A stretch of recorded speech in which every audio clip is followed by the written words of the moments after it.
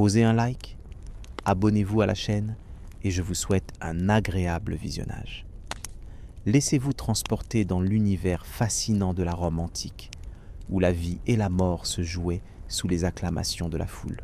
Saviez-vous que certains des plus célèbres gladiateurs romains n'étaient pas des esclaves, mais des hommes libres qui choisissaient volontairement ce destin sanglant?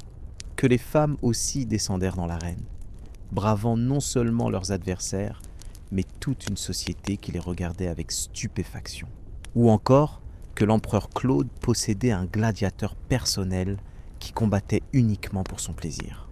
Ces arènes que nous imaginons aujourd'hui comme des lieux de barbarie pure étaient en réalité des espaces sociaux complexes où se jouaient les subtilités du pouvoir romain, des rituels religieux ancestraux et une forme de théâtralité qui façonnait l'identité même de Rome. Comment une civilisation considérée comme le berceau de tant d'innovations juridiques, architecturales et philosophiques pouvait-elle en même temps célébrer avec tant d'enthousiasme ces spectacles de mort ritualisés?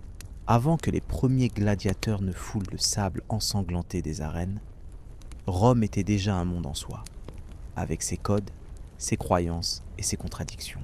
Pour comprendre l'émergence de ces combattants légendaires, nous devons d'abord comprendre la Rome qui les a créés. Au IIIe siècle avant notre ère, Rome n'est encore qu'une puissance émergente en Méditerranée. La République s'étend progressivement, annexant de nouveaux territoires et absorbant leur population. Les premières routes pavées relient la capitale aux provinces, l'eau des aqueducs alimente les fontaines publiques, et le forum bourdonne des discussions des sénateurs dont les toges immaculées contrastent avec la poussière des rues. Le parfum des offrandes brûlées devant les temples se mêle aux odeurs des marchés où s'échangent épices, étoffes et esclaves venus de tous les horizons connus. Un mythe répandu veut que les combats de gladiateurs aient été introduits par les Étrusques. En réalité, cette pratique trouve ses origines dans les rites funéraires des peuples de Campanie, au sud de l'Italie. Loin d'être de simples divertissements, les premiers combats étaient des cérémonies religieuses, des sacrifices humains destinés à honorer les défunts de haut rang. Le sang versé sur la terre était considéré comme une offrande aux dieux infernaux, une manière d'apaiser les mânes du mort. Le premier combat de gladiateurs documenté à Rome eut lieu en 264 avant notre ère, lors des funérailles de Brutus Pera. Ses fils organisèrent un affrontement entre 3 paires de combattants, un spectacle modeste comparé aux extravagances qui suivraient dans les siècles à venir. À cette époque, semunera, terme latin signifiant devoir ou offrande, n'étaient pas encore les grands spectacles d'État que nous connaissons. Ils demeuraient des cérémonies privées, organisées par les familles aristocratiques pour démontrer leur piété et, accessoirement, leur richesse et leur influence.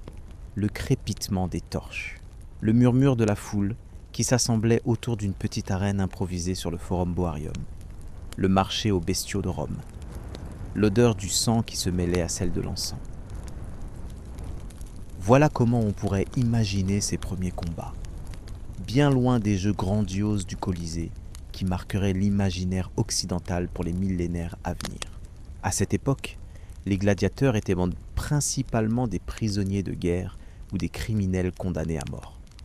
Mourir par l'épée dans l'arène était considéré comme plus honorable que la crucifixion ou d'autres formes d'exécution publique. Peu à peu, cependant, l'aspect religieux de ces combats s'estompa, laissant place à une forme de divertissement de plus en plus élaborée. Qu'est-ce qui pouvait bien pousser les Romains à développer et institutionnaliser une pratique aussi brutale? La réponse se trouve au carrefour de plusieurs facteurs, politiques, sociaux et psychologiques. Pour comprendre les motivations derrière les jeux, il faut saisir la nature profondément militaire de la société romaine. Rome s'est construite par la conquête, et sa population baignait dans une culture qui valorisait les vertus martiales.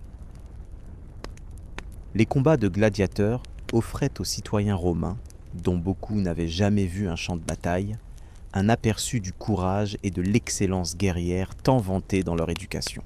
Plus encore, à mesure que la République s'étendait et que la richesse affluait, Les élites romaines avaient besoin de moyens toujours plus spectaculaires pour s'attirer la faveur du peuple.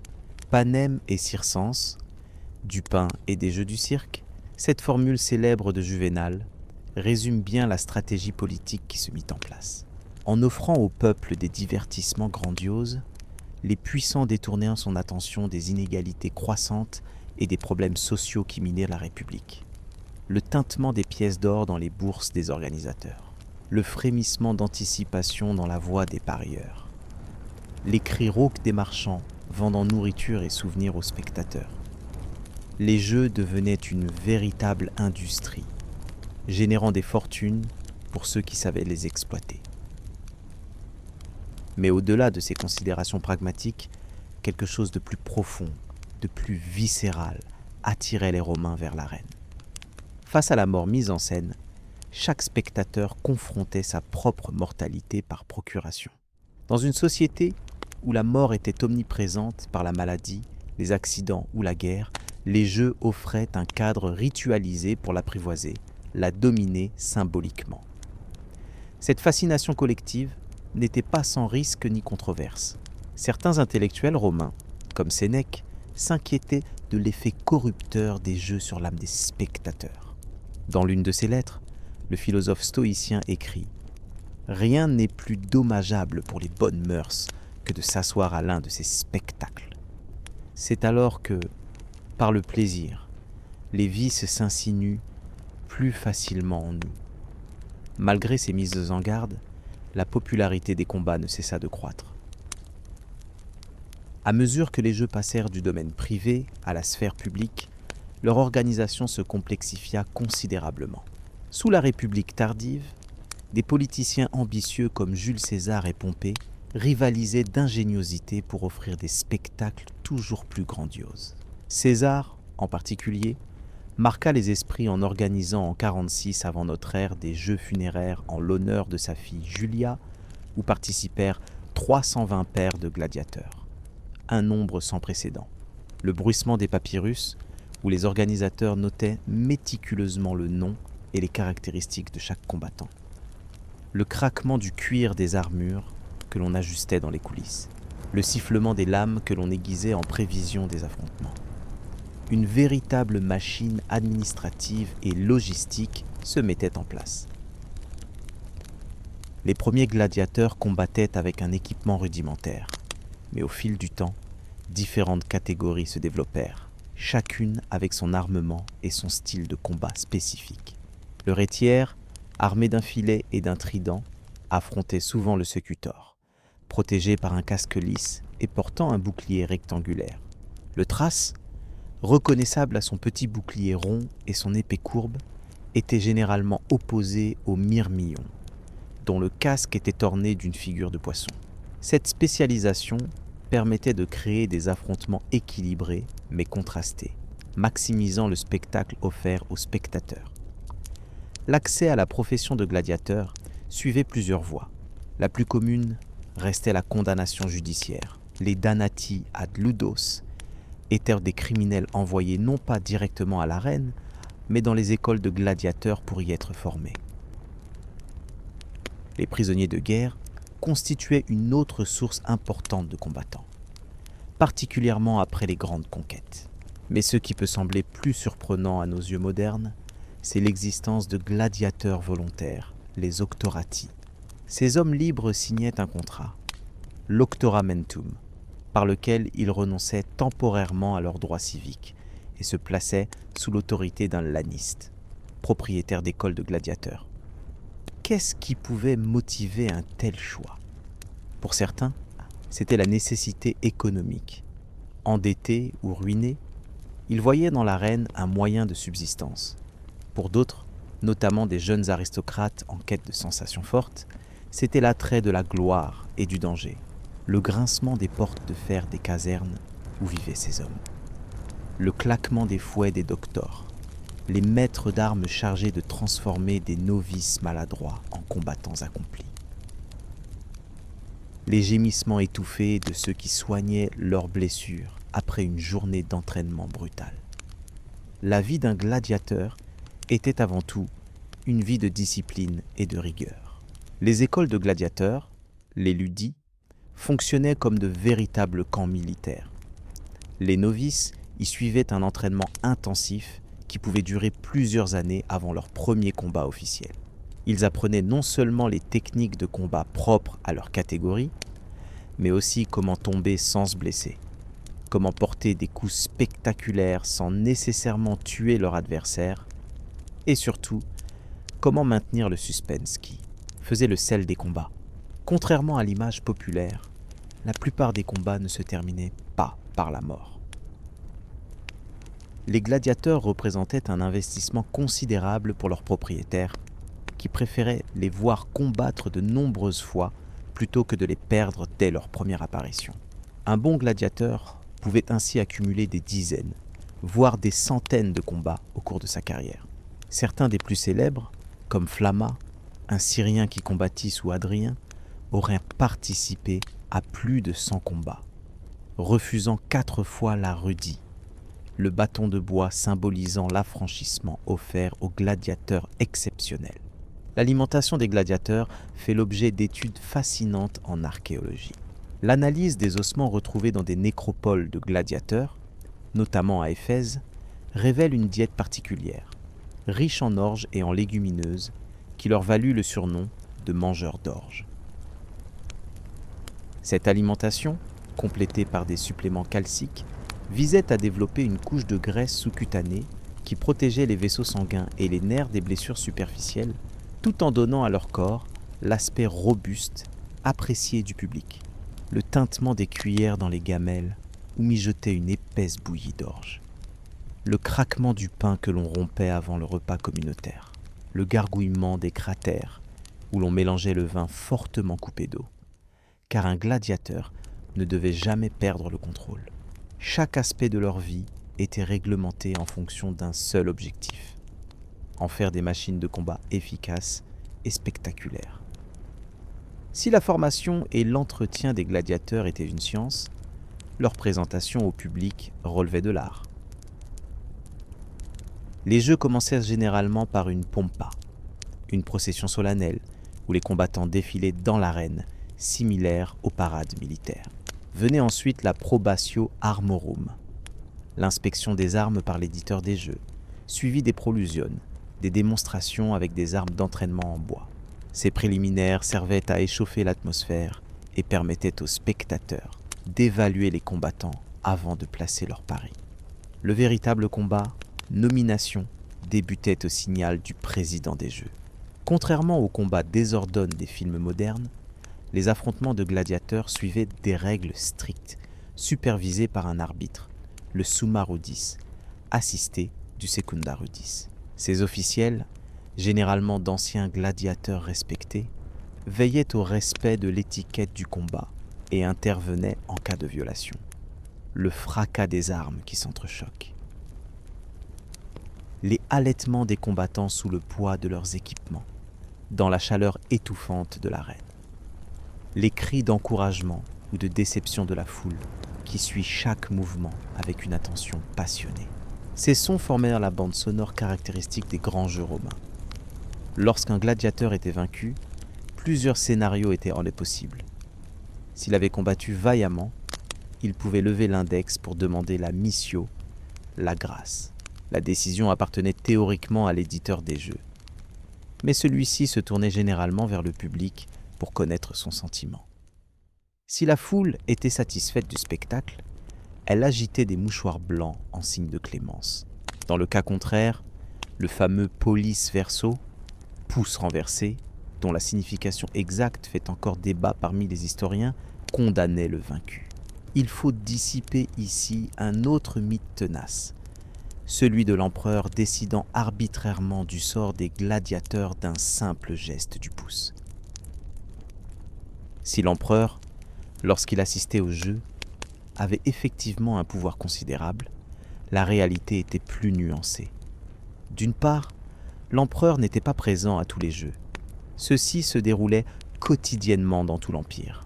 D'autre part, même présent, il tenait généralement compte du sentiment de la foule, conscient de l'importance politique de ces moments où le peuple pouvait exprimer collectivement son opinion. l'écho des acclamations ou des huées qui résonnaient contre les gradins de marbre, le frémissement des mouchoirs blancs agités par des milliers de mains, le silence soudain quand l'empereur se levait pour rendre son verdict. Ces moments de tension extrême étaient l'apogée du spectacle, l'instant où vie et mort se jouaient non seulement entre les combattants, mais dans une complexe interaction sociale impliquant tous les présents. Si les gladiateurs masculins dominaient largement les arènes, des sources historiques attestent également l'existence de gladiatrices. Ces femmes combattantes, bien que relativement rares, participaient au même type d'affrontement que leurs homologues masculins. Leur présence est confirmée par des reliefs comme celui trouvé à Halicarnasse, datant du 1er siècle avant notre ère, qui représente 2 gladiatrices nommées Amazonia et Aquilia. La participation des femmes au combat suscitait des réactions contrastées. Certains, comme Juvénal, y voyaient un signe de la décadence des mœurs romaines. D'autres, comme Martial, célébraient leur courage. Cette ambivalence reflète bien les tensions qui traversaient la société romaine quant au rôle des femmes et à leur place dans l'espace public. Le froissement des tissus lourds, des vêtements féminins que l'on abandonnait pour revêtir l'armure. Le tintement plus léger, peut-être, des bijoux que certaines combattantes conservaient comme talismans. Le murmure surpris de la foule lorsqu'apparaissaient des femmes dans un domaine traditionnellement masculin. Les gladiatrices bousculaient les conventions, ajoutant une dimension transgressive supplémentaire à des jeux déjà chargés de symbolique. Sous l'Empire, les combats de gladiateurs connurent leur apogée, tant en termes d'échelle que de sophistication. L'empereur Auguste, comprenant pleinement le potentiel politique des jeux, les intégra à sa stratégie de gouvernance. Il limita le nombre de munérats qu'un particulier pouvait organiser, s'assurant ainsi que les jeux les plus impressionnants seraient désormais impériaux. Il établit également des règlements stricts concernant la présence des différentes classes sociales dans les gradins. Le célèbre système où chacun se voyait attribuer une place selon son rang. La construction du Colisée, ou amphithéâtre flavien, par la dynastie du même nom, marqua un tournant décisif. Inauguré en 80 de notre ère sous Titus, ce monument colossal pouvait accueillir entre 50 et 80 000 spectateurs. Sa conception architecturale révolutionnaire permettait non seulement d'accueillir des spectacles grandioses, mais aussi de gérer efficacement les flux de spectateurs. Ces 80 entrées numérotées, correspondant aux billets distribués, permettaient de remplir ou vider l'édifice en moins d'une demi-heure. Le grondement sourd de la foule qui s'installait, semblable à celui d'une mer déchaînée. Le craquement du vélarium, l'immense toile tendue au-dessus des gradins pour protéger les spectateurs du soleil, le clapotement de l'eau dans les conduites qui alimentèrent les fontaines et parfois permettaient d'inonder l'arène pour des naumachis, ces reconstitutions de batailles navales. Le Colisée était une prouesse technique autant qu'architecturale. Les grands jeux impériaux se déroulaient sur plusieurs jours, suivant un programme soigneusement élaboré. La matinée était généralement consacrée aux venations, des chasses ou combats impliquant des animaux exotiques importés à grands frais des provinces les plus lointaines de l'Empire. Lions de l'Atlas, ours des Carpates, crocodiles du Nil, éléphants. D'Afrique, rhinocéros, hippopotames et même girafes. À midi, venaient les exécutions de criminels, les damnatio ad bestias, où les condamnés étaient livrés sans défense aux fauves. Les combats de gladiateurs, considérés comme le spectacle noble par excellence, étaient réservés à l'après-midi. Cette structuration n'était pas arbitraire. Elle reflétait une hiérarchie symbolique. On passait progressivement de l'animal à l'humain déshonoré, puis à l'humain qui, même esclave ou criminel, retrouvait une forme de dignité dans le combat réglementé. Cette gradation culminait parfois avec des exhibitions d'athlètes professionnels ou des reconstitutions de batailles célèbres, mettant en scène la quintessence des valeurs guerrières romaines. Le rugissement des fauves affamés qui sentaient l'odeur du sang. Les supplications désespérées des condamnés face à une mort certaine et atroce. Puis, contrastant avec cette sauvagerie débridée, le silence respectueux qui accueillait parfois l'entrée des gladiateurs vedettes. Ces hommes, qui bien que souvent de la plus basse extraction sociale, incarnaient un idéal de bravoure et de maîtrise. Technique. Si tous les gladiateurs partageaient un statut social dévalorisé, certains parvenaient néanmoins à transcender cette condition par leur excellence dans l'arène. Les champions accumulaient richesses et privilèges, salaires élevés, cadeaux somptueux des admirateurs, faveur des puissants et attention des femmes de toute classe sociale. Des graffitis retrouvés à Pompéi témoignent de cette célébrité. Céladius, le Thrace, fait soupirer les jeunes filles, ou encore Créchence, le filetier, maître des jeunes filles de nuit. L'empereur Commode, 180 à 192 de notre ère, poussa cette fascination à l'extrême en se produisant lui-même comme gladiateur, suscitant l'embarras du Sénat et contribuant à sa réputation d'empereur fou. Il exigeait des sommes astronomiques pour ses apparitions, se battait généralement contre des adversaires handicapés ou sous-armés, et aurait, j'ai participé à plus de 1000 combats truqués. Sa passion malsaine pour l'arène fut d'ailleurs l'une des raisons de son assassinat. Le tintement des pièces d'or versées aux champions, le froissement des billets doux glissés discrètement aux gladiateurs après leur performance. Le bruissement des rumeurs qui couraient dans Rome sur les liaisons scandaleuses entre patriciennes et combattants. La gloire des gladiateurs était teintée d'une aura érotique puissante, fruit de la fascination ambiguë qu'exerce la violence ritualisée. Pour la majorité des gladiateurs, cependant, la vie restait brutale et souvent brève. Les études ostéo-archéologiques sur les sépultures de gladiateurs révèlent de nombreux traumatismes, fractures multiples, traces de coups violents, blessures par perforation, certains guéris, témoignant de la sophistication des soins médicaux prodigués à ces investissements précieux, d'autres fatales. L'espérance de vie d'un gladiateur professionnel était significativement inférieure à celle de ses contemporains, même en tenant compte de la forte mortalité de l'époque. La médecine gladiatorienne constituait d'ailleurs un domaine spécialisé, certains médecins se consacrant exclusivement aux soins des combattants. Galien, l'un des pères de la médecine occidentale, commença sa carrière comme médecin des gladiateurs à Pergame, une expérience qui lui permit d'acquérir une connaissance approfondie de l'anatomie humaine à une époque où la dissection était généralement prohibée. Les techniques de suture, d'amputation et de réduction des fractures développées dans les arènes influencèrent durablement la pratique médicale. Le crissement de la scie qui amputait un membre gangrené, le gargouillement de l'eau mêlée de vinaigre avec laquelle on nettoyait les plaies, le crépitement du fer rouge qui cautérisait les hémorragies. Ces soins, prodigués sans anesthésie, exigeaient une résistance à la douleur que seuls des hommes habitués à l'extrême violence de l'arène pouvaient supporter. Au-delà des aspects purement physiques, la dimension psychologique de la vie des gladiateurs mérite d'être explorée. Comment ces hommes et ces femmes géraient-ils la perspective d'une mort violente et publique ? Les sources antiques suggèrent l'existence d'une véritable éthique gladiatorienne, un code d'honneur qui donnait sens à leur sacrifice potentiel. La formule rituelle prononcée devant l'empereur « Ave, César, morituri te salutant ». Salut, César, ceux qui vont mourir te saluent.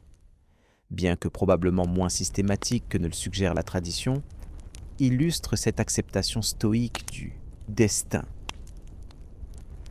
Les liens qui se tissaient entre gladiateurs au sein d'une même école rappelaient ceux d'une fraternité militaire.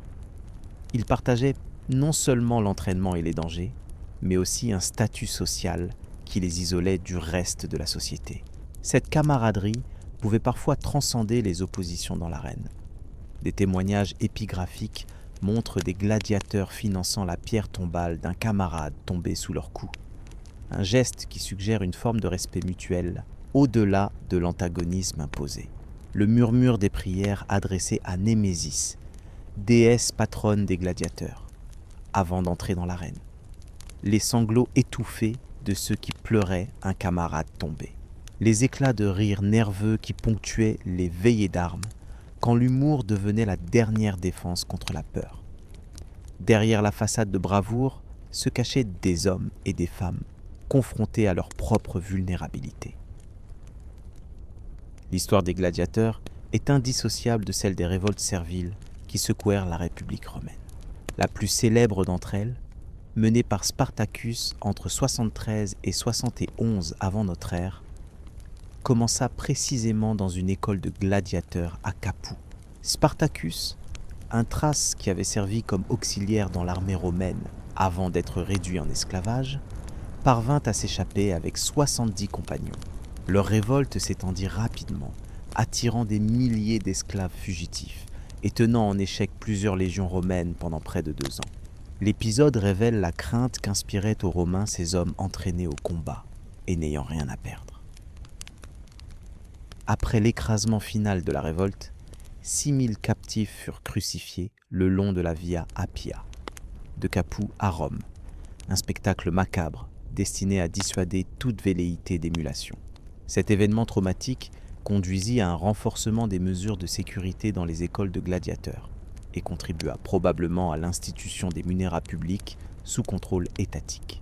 Le craquement sinistre du bois des croix que l'on dressait le long de la route, le gémissement des agonisants dont la souffrance se prolongeait parfois sur plusieurs jours, le silence oppressant des voyageurs qui passaient devant cette démonstration terrifiante du pouvoir romain. La révolte de Spartacus laissa une cicatrice indélébile dans la mémoire collective romaine. Paradoxalement, alors même qu'il incarnait la rébellion contre Rome, Spartacus devint une figure légendaire dont le courage était admiré. Cette ambivalence illustre bien la relation complexe des Romains aux gladiateurs. À la fois objet de fascination et source d'anxiété, symbole de vertu, courage viril, mais aussi rappel constant des tensions qui traversaient une société fondée sur l'esclavage et la conquête. Avec l'expansion de l'Empire romain, les jeux gladiatoriens se diffusèrent dans toutes les provinces, devenant un puissant vecteur de romanisation. De la Bretagne à la Syrie, de la Germanie à l'Afrique du Nord, des amphithéâtres furent construits, reproduisant à plus petite échelle le modèle du Colisée. Ces édifices, comme celui de Nîmes en Gaule ou d'Elgem en Tunisie, qui ont traversé les siècles, témoignent encore aujourd'hui de l'importance de cette institution dans le paysage urbain romain. Les jeux provinciaux, bien que généralement moins somptueux que ceux de Rome, n'en constituaient pas moins des événements majeurs de la vie locale. Ils offraient aux élites provinciales l'occasion de démontrer leur loyauté envers Rome et d'asseoir leur prestige auprès de leurs concitoyens. Pour les populations indigènes, participer à ces spectacles, même comme simples spectateurs, signifiait s'approprier une part de l'identité romaine et de ses valeurs. Le bruissement de l'air déplacé par les étendards romains qu'on plantait autour des arènes provinciales, le claquement des sandales sur les dalles de pierre importées de carrières lointaines, le mélange de langues, latin officiel, grec commercial, dialectes locaux, qui formaient la bande sonore de ces événements cosmopolites. Les jeux, au-delà du divertissement, constituaient une démonstration tangible de l'appartenance à un empire mondial. La pratique des combats de gladiateurs ne disparut pas brutalement, mais connut un déclin progressif sur plusieurs siècles. Plusieurs facteurs contribuèrent à ce processus. L'évolution des sensibilités, les difficultés économiques de l'empire tardif qui rendaient ces spectacles prohibitifs, et surtout la montée du christianisme. Si l'Église primitive condamna fermement les jeux, ce n'était pas tant pour leur violence que pour leurs associations païennes. Les munérats conservaient, même tardivement, des éléments rituels liés aux anciennes divinités romaines. L'empereur Constantin, premier empereur chrétien, limita les combats sans les interdire totalement. Ses successeurs poursuivirent cette politique restrictive. Et en 399, à la suite d'un incident où un moine oriental nommé Télémaque fut lynché pour avoir tenté d'interrompre un combat, l'empereur Honorius promulgua un édit supprimant définitivement les munérats. Les venations, chasse et combats d'animaux, persistèrent cependant jusqu'au VIe siècle en Occident et plus tardivement encore en Orient. Quant aux courses de chars, autre divertissement majeur des Romains, elles survécurent à la chute de l'Empire d'Occident et demeurèrent populaires à Constantinople jusqu'au XIIe siècle. Le craquement des bancs de bois qui remplaçaient progressivement les sièges de marbre dans les amphithéâtres mal entretenus. Le bruissement des parchemins où l'on consignait les nouveaux édits limitant la pratique des jeux. Le chuchotement des prières chrétiennes qui s'élevaient désormais là où résonnaient autrefois les acclamations de la foule. Une époque s'achevait, emportant avec elle une institution qui avait défini l'identité romaine pendant près d'un millénaire. La mémoire des gladiateurs ne s'éteignit pas avec la fin des jeux. Tout au long du Moyen Âge, les manuscrits antiques préservèrent le souvenir de ces combattants, souvent déformés par les perspectives chrétiennes qui y voyaient l'exemple parfait de la décadence païenne. La Renaissance, avec son intérêt renouvelé pour l'Antiquité classique, redécouvrit les textes décrivant les munérats et les artefacts liés à cette pratique. Les premières fouilles systématiques du Colisée au XVIIIe siècle stimulèrent l'imagination des artistes et des écrivains. Le mythe du gladiateur noble et courageux, victime d'une société cruelle mais triomphant moralement par sa dignité face à la mort, trouva une expression particulièrement puissante dans la sculpture néoclassique, comme le célèbre gladiateur Borghese, et dans la peinture romantique, notamment chez Jean-Léon Gérôme, le crissement des plumes sur le parchemin, tandis que les moines du Moyen-Âge copiaient les textes de Suétone ou de Juvénal. Le grattement des ciseaux sur le marbre, alors que les sculpteurs néoclassiques idéalisaient les corps des anciens combattants. Le froissement des pages des romans historiques du XIXe siècle, qui réinventaient un passé romain largement fantasmé. Les gladiateurs, disparus depuis des siècles, continuaient de hanter l'imaginaire occidental. Le XXe siècle, avec l'avènement du cinéma, donna une nouvelle vie aux gladiateurs. Des péplums muets aux superproductions numériques contemporaines, l'arène romaine s'imposa comme un décor privilégié pour explorer des thèmes universels. Le courage face à l'adversité, la quête de liberté, la corruption du pouvoir. Des films comme Spartacus de Stanley Kubrick en 1960 ou Gladiator de Ridley Scott en 2000 marquèrent profondément la culture populaire, cristallisant une image du gladiateur qui, si elle n'est pas toujours historiquement exacte, capture néanmoins quelque chose de l'ambivalence fascinante de ces figures. Les jeux vidéo, les bandes dessinées, les reconstitutions historiques perpétuent aujourd'hui cette fascination, témoignant de la puissance évocatrice durable des gladiateurs. Au-delà du simple intérêt historique, ces combattants du passé semblent nous parler de questionnements très contemporains sur le rapport au corps, à la violence, au spectacle et à la mort. Le cliquetis des claviers sur lesquels s'écrivent de nouveaux scénarios inspirés de l'arène romaine. Le bourdonnement des caméras qui tournent sur les plateaux où l'on reconstitue le Colisée. Le murmure persistant de notre fascination collective pour ces hommes et ces femmes qui combattaient sous le regard de Rome. Les gladiateurs continuent de nous hanter, peut-être parce qu'ils nous renvoient à nos propres contradictions. L'archéologie moderne a considérablement enrichi notre compréhension des gladiateurs. Les fouilles menées sur des sites comme Pompéi et Herculanum ont révélé des casernes de gladiateurs avec leurs cellules, leurs zones d'entraînement et leurs armureries. Des graffitis, des mosaïques et des fresques nous renseignent sur l'apparence réelle des combattants, bien différentes parfois des représentations cinématographiques. Plus récemment, les découvertes de cimetières de gladiateurs, notamment à Éphèse, York et Pompéi, ont permis des analyses ostéo-archéologiques qui confirment certains récits littéraires tout en nuançant d'autres. Les traces de blessures sur les squelettes, la composition isotopique des os révélant leur régime alimentaire particulier, ou encore les offrandes funéraires spécifiques à leur profession, offrent un éclairage inédit sur ces vies dédiées au combat. Le bruissement de la terre que l'on dégage délicatement, couche par couche. Le tintement délicat des instruments scientifiques qui analysent composition osseuse et traces de traumatisme. Le cliquetis des appareils photographiques, documentant chaque découverte. L'archéologie fait littéralement parler les morts, redonnant une voix à ceux qui furent longtemps réduits à des figures mythiques désincarnées. Les gladiateurs nous fascinent peut-être avant tout parce qu'ils incarnent une contradiction fondamentale de la civilisation romaine, et peut-être de toute civilisation.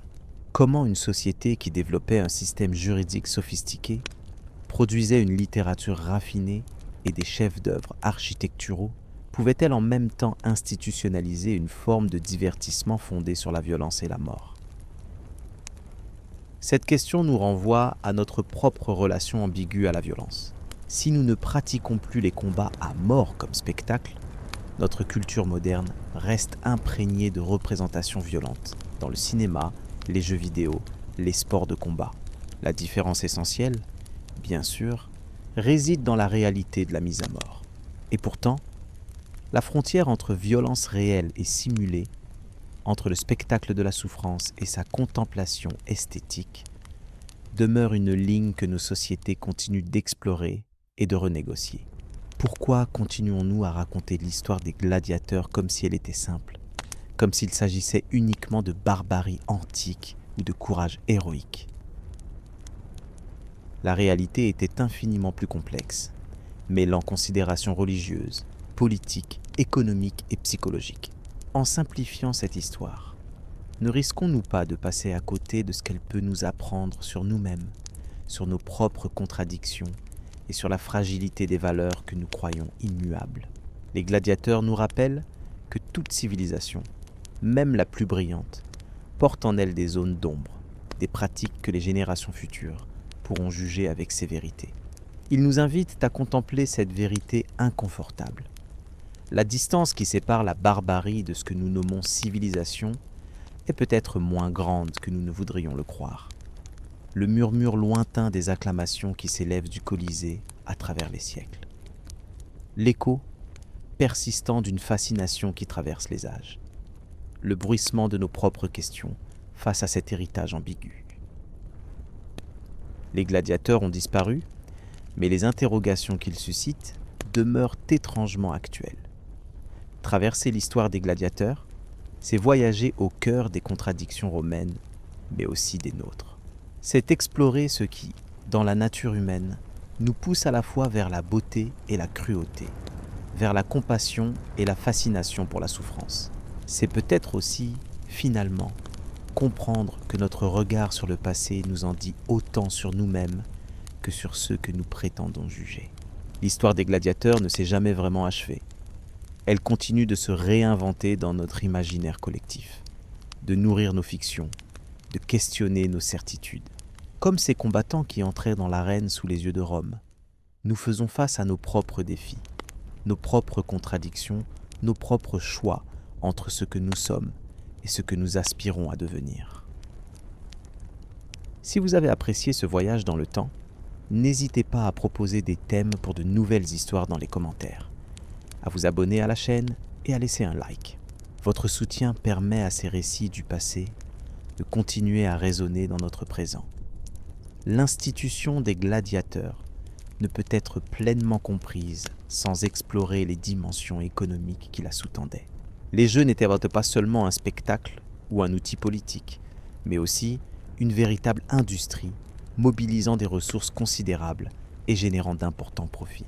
L'organisation d'un munus d'envergure moyenne sous le Haut Empire pouvait coûter l'équivalent de la fortune d'un chevalier romain.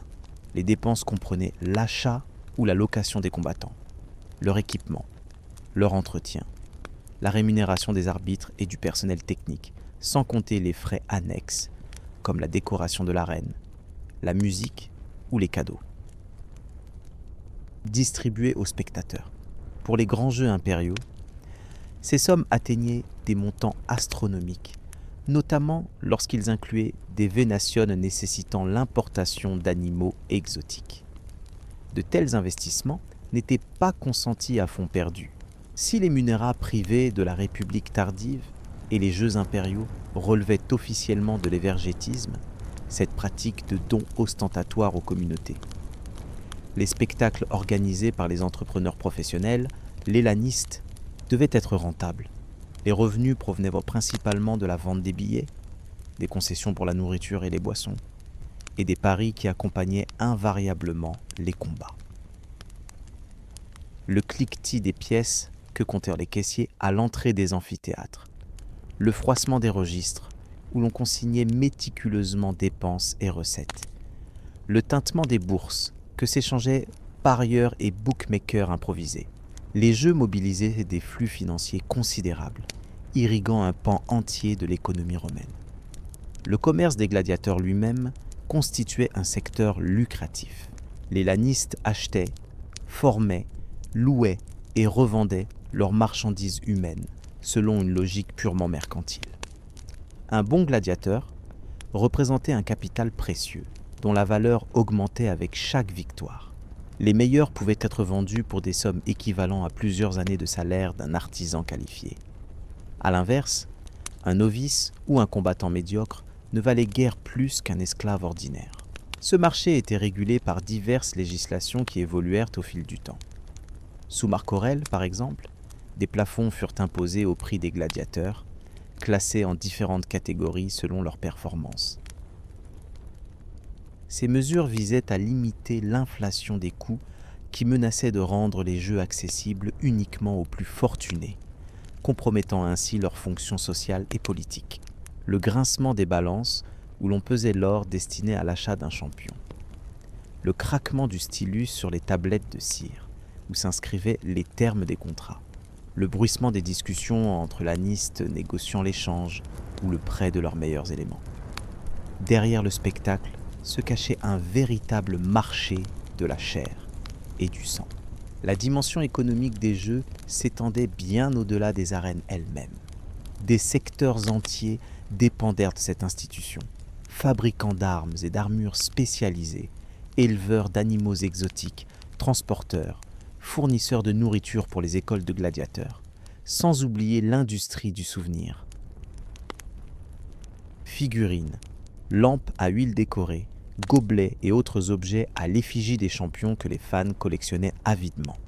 Dans les villes qui accueillèrent régulièrement des jeux, tout un écosystème commercial se développait autour des amphithéâtres. Tavernes, lupanards, échoppes d'amulettes et de talismans, stands de nourriture. Les jours de spectacle, ces quartiers bourdonnaient d'activités, attirant une foule bigarrée venue non seulement pour assister au combat, mais aussi pour participer à cette grande fête urbaine. Le tintement des marteaux sur l'enclume où l'on forgeait les épées courbes des traces. Le craquement du cuir que l'on taillait pour les boucliers. Le bruissement de l'activité commerciale qui s'intensifiait à l'approche des grands jeux. L'économie gladiatorienne irriguait la société romaine bien au-delà du cercle restreint des combattants et des organisateurs. Cette dimension économique permet de comprendre pourquoi, malgré les critiques morales et religieuses, les jeux perdurèrent si longtemps. Trop d'intérêts financiers étaient en jeu. Trop d'emplois en dépendaient pour qu'on puisse les supprimer d'un trait de plume. Même les empereurs chrétiens durent procéder graduellement, conciliant leurs convictions religieuses avec les réalités économiques et sociales de leur temps. Parallèlement à l'industrie officielle des jeux, se développa un marché noir florissant. Combats clandestins dans des arènes improvisées, paris illégaux sur l'issue des affrontements, trafic de gladiateurs fugitifs ou volés, ces pratiques, bien que condamnées par la loi, prospéraient dans les interstices de la société romaine. Les écrivains antiques évoquent également l'existence d'une forme de tourisme gladiatorien. Des voyageurs qui parcouraient l'Empire pour assister aux jeux les plus réputés, suivre leurs champions favoris ou découvrir des styles de combat spécifiques à certaines régions. Cette mobilité contribuait à l'uniformisation des pratiques tout en stimulant une forme de compétition entre les différentes écoles et traditions. Le chuchotement des transactions illicites conclut dans l'ombre. Le froissement des plans esquissés pour des arènes clandestines. Le tintement discret des pièces échangées pour obtenir des informations privilégiées sur l'état de forme d'un gladiateur avant un combat important. Comme toute activité humaine impliquant d'importantes sommes d'argent, les jeux généraient leur lot de pratiques frauduleuses et de réseaux parallèles. L'héritage matériel des gladiateurs continue d'exercer une fascination considérable. Les armes et équipements retrouvés lors de fouilles archéologiques témoignent d'un artisanat spécialisé de haute précision. Contrairement aux représentations hollywoodiennes, les armes des gladiateurs n'étaient pas des instruments grossiers, mais des objets finement travaillés, conçus pour maximiser à la fois l'efficacité au combat et l'effet spectaculaire. Les casques, particulièrement élaborés, combinaient protection physique et impact visuel. Certains, comme ceux des sécutors, présentaient une surface lisse pour empêcher le filet du rétiaire de s'y accrocher. D'autres, notamment ceux des traces, comportaient un cimier décoratif, évoquant leur origine ethnique supposée. Ces pièces d'équipement, véritables chefs-d'œuvre de métallurgie, étaient fabriquées sur mesure pour leurs porteurs. Le tintement délicat des marteaux façonnant le métal des casques, le sifflement de l'eau où l'on trempait l'acier pour le durcir, le frottement des chiffons imprégnés d'huile pour polir les surfaces. Ces objets, dont certains sont aujourd'hui exposés dans nos musées, représentaient l'alliance du fonctionnel et de l'esthétique, du martial et du théâtral. Parmi les découvertes les plus émouvantes figurent les objets personnels des gladiateurs. Amulettes porte-bonheur, bijoux offerts par des admirateurs, tablettes inscrites de prières ou de dédicaces. Ces artefacts rappellent l'humanité de ces hommes et femmes que la postérité a souvent réduits à des archétypes. Ils avaient leurs croyances, leurs superstitions, leurs attachements. Particulièrement touchantes sont les traces d'identité personnelle que certains imprimaient à leur équipement.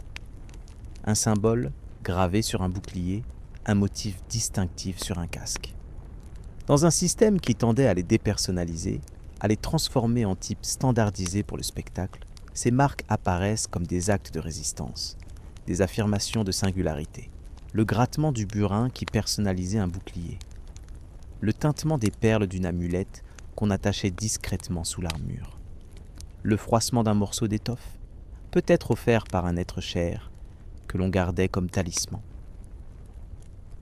Ces objets intimes nous rappellent que derrière le mythe du gladiateur se cachaient des individualités irréductibles à leur fonction spectaculaire. Un aspect fascinant de l'institution gladiatorienne réside dans sa représentation dans l'art romain. Les combats n'étaient pas seulement vécus dans l'instant de leur déroulement, mais constamment représentés dans diverses formes artistiques qui en prolongeaient l'impact culturel. Les mosaïques, particulièrement nombreuses dans les villas des provinces occidentales, témoignent de l'omniprésence de ces figures dans l'imaginaire visuel romain. Souvent, elles représentent des scènes de combat saisies à leur moment culminant, immortalisant le geste décisif d'un champion admiré. Parfois, elles se concentrent sur un gladiateur spécifique, identifié par son nom inscrit à ses côtés, une forme d'hommage de la part du propriétaire de la demeure, le cliquetis des tesselles que l'on agence patiemment, le bruissement du sable coloré que l'on répand pour créer les fonds, le froissement des esquisses préparatoires que consultent les artisans. Ces images qui ornaient les sols des demeures patriciennes perpétuaient le souvenir des grands combats et entretenaient le culte des gladiateurs célèbres. Les fresques, les reliefs sculptés, les statuettes en bronze ou en terre cuite, les lampes à huile décorées, les objets usuels ornés de scènes gladiatoriennes, tous ces artefacts témoignent d'un véritable engouement populaire qui transcendait les divisions sociales. Des plus humbles demeures aux palais impériaux, l'imagerie gladiatorienne imprégnait la culture visuelle romaine. Cette omniprésence iconographique remplissait plusieurs fonctions. Pour les élites, collectionner des représentations de jeux qu'elles avaient en financé était une manière de perpétuer le souvenir de leur générosité civique. Pour le peuple, posséder l'effigie d'un champion admiré créait un lien symbolique avec le monde prestigieux de l'arène. Pour tous, ces images constituaient un langage visuel commun, un référentiel partagé qui contribuait à la cohésion culturelle de l'Empire. Le crissement du pinceau sur l'enduit frais d'une fresque, le tintement du ciseau sur le marbre d'un relief votif, le gargouillement du bronze en fusion coulé dans un moule à l'effigie d'un champion. Ces représentations, dont beaucoup sont parvenues jusqu'à nous, témoignent de la place centrale qu'occupaient les gladiateurs dans l'esthétique romaine. La littérature antique offre un éclairage complémentaire sur la perception des gladiateurs par leurs contemporains. Si les auteurs appartenaient généralement aux classes cultivées, leurs écrits reflètent néanmoins un éventail d'attitudes allant de la condamnation morale à la fascination assumée. Cicéron, représentant de l'éthique aristocratique traditionnelle, exprimait un mépris hautain pour ces divertissements qu'il jugeait vulgaires et dégradants. Pourtant, le même Cicéron ne manquait pas d'assister aux jeux, lorsque les convenances sociales l'exigeaient et reconnaissaient leur utilité politique. Cette ambivalence est caractéristique de l'élite romaine, tiraillée entre attachement aux valeurs ancestrales et pragmatisme social. Sénèque adoptait une position plus tranchée, condamnant sans appel l'effet corrupteur des spectacles sur l'âme.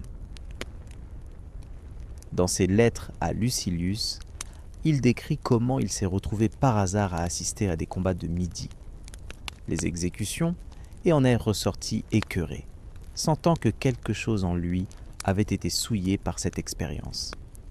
Sa critique vise moins les gladiateurs eux-mêmes que le système qui les exploite et le public qui se repaît de leur souffrance. Le grattement de la plume sur le papyrus, le froissement des rouleaux de manuscrits qu'on déplie pour une lecture publique, le murmure approbateur ou désapprobateur des auditeurs réagissant aux opinions exprimées. Ces textes, qui nous sont parvenus à travers les siècles, révèlent les tensions intellectuelles et morales que suscitaient les jeux dans l'élite pensante romaine. À l'opposé de ces critiques, des auteurs comme Martial célébraient sans complexe la beauté cruelle des combats. Dans ses épigrammes, il décrit avec enthousiasme les prouesses des champions, l'atmosphère électrique de l'arène, la communion entre le public et les combattants. Pour lui, les jeux incarnent l'essence même de la romanité, une forme d'art total où se mêlent la prouesse physique, courage face à la mort et théâtralité raffinée. Juvénal, tout en critiquant la passion excessive du peuple pour les jeux, du pain et des jeux, ne peut s'empêcher d'utiliser des métaphores gladiatoriennes dans ses satires, révélant combien ce lexique et ces images imprégnaient profondément même les esprits les plus critiques. Les gladiateurs étaient devenus une référence culturelle incontournable, un prisme à travers lequel les Romains pensaient leur propre société. Le claquement rythmé des vers que l'on scande lors d'un banquet. Le bruissement d'approbation qui accueille une description particulièrement vivante d'un combat. Le crépitement du parchemin que l'on déroule pour découvrir la suite d'un récit captivant. La littérature, élitiste par nature dans le monde antique, n'échappait pas à la fascination générale pour l'arène. Parmi les témoignages les plus précieux sur le quotidien des gladiateurs figurent les graffitis, ces expressions spontanées qui nous permettent d'accéder à des voies généralement absentes des sources littéraires classiques. À Pompéi notamment, des centaines d'inscriptions concernent les combattants. Résultats de matchs, déclarations d'admiration, commentaires sur leur performance ou leur apparence.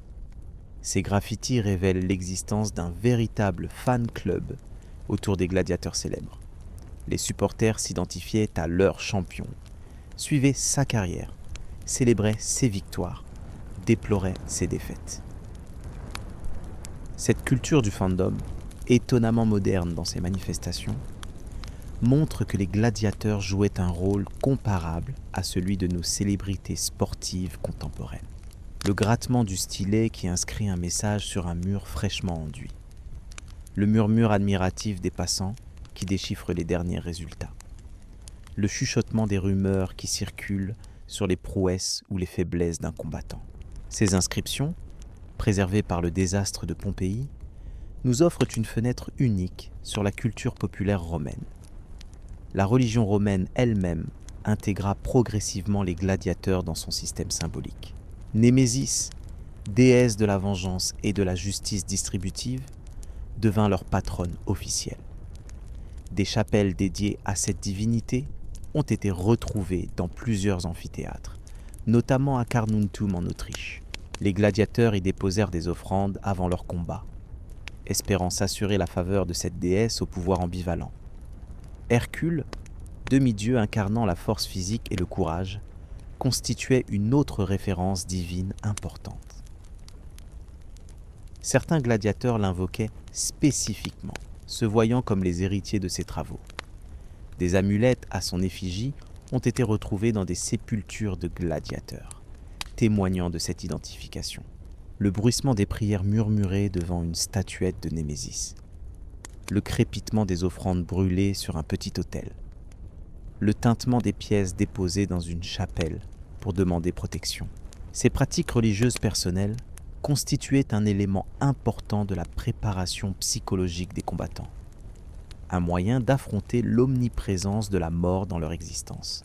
Les philosophes stoïciens, paradoxalement, trouvèrent dans la figure du gladiateur un modèle d'endurance et d'acceptation du destin. Épictète, lui-même ancien esclave, utilise fréquemment l'image du gladiateur qui affronte son sort avec courage comme métaphore de la sagesse face aux épreuves de la vie.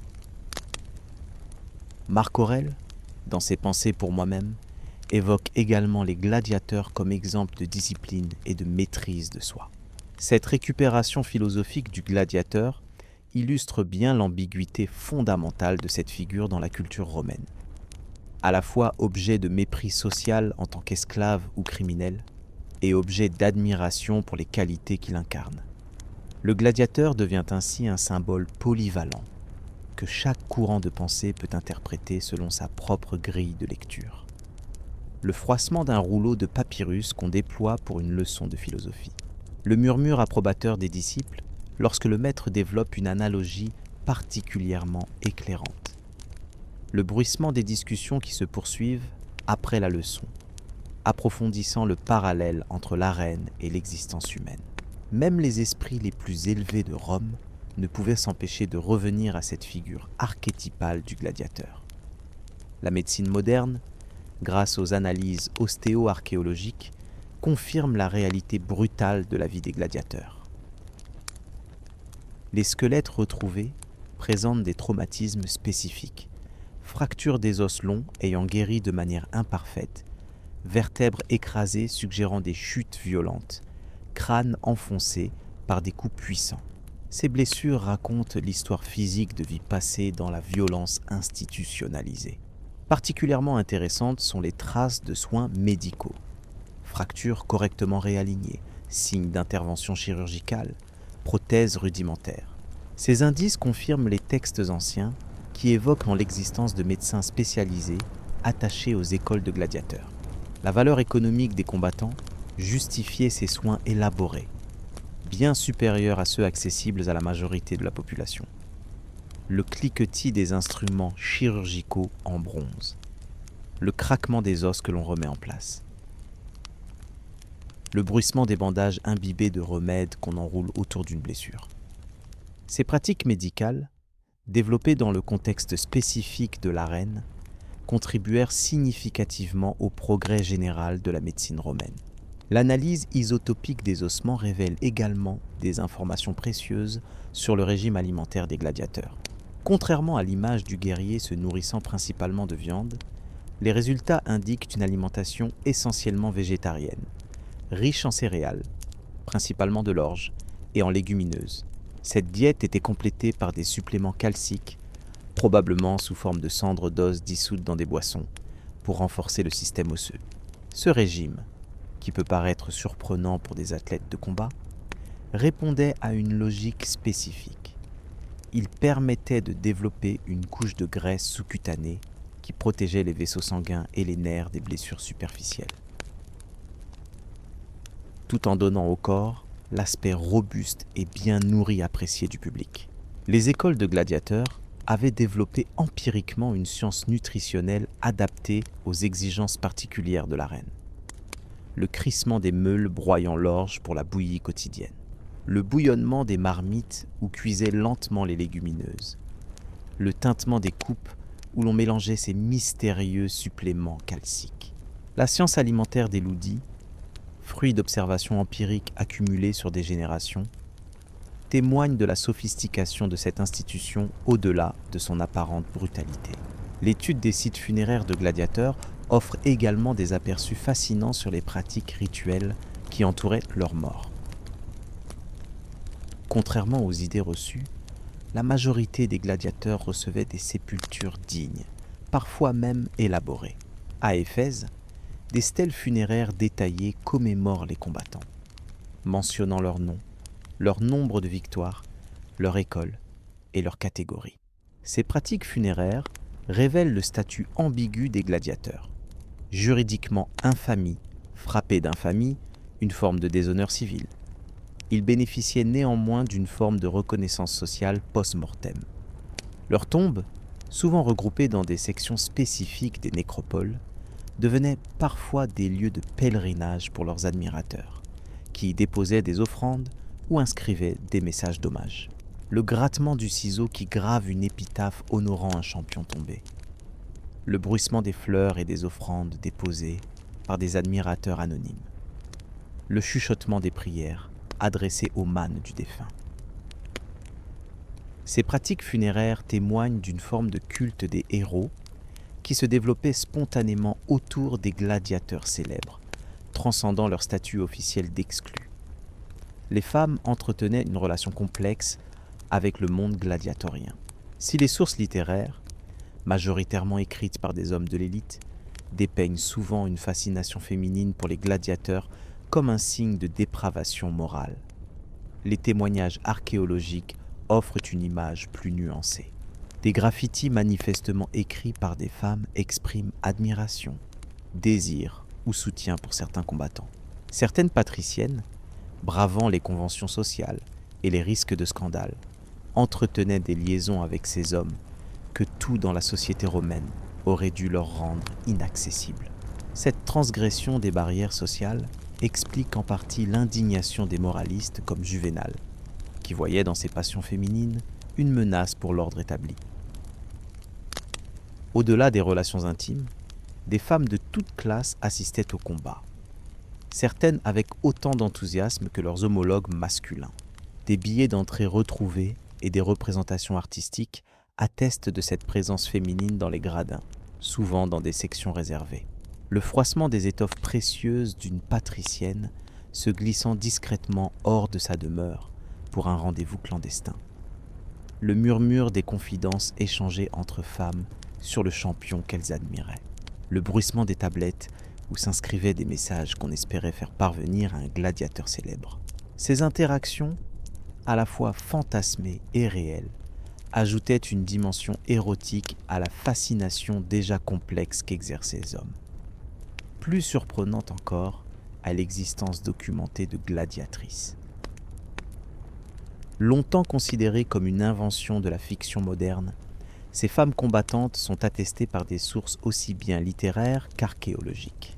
Un célèbre relief de Halicarnasse, datant du IIe siècle de notre ère, représente deux gladiatrices nommées Amazone et Achilia, combattant à découvert, sans casque, une pratique réservée aux combattants expérimentés témoignant de leur statut de professionnels respectés.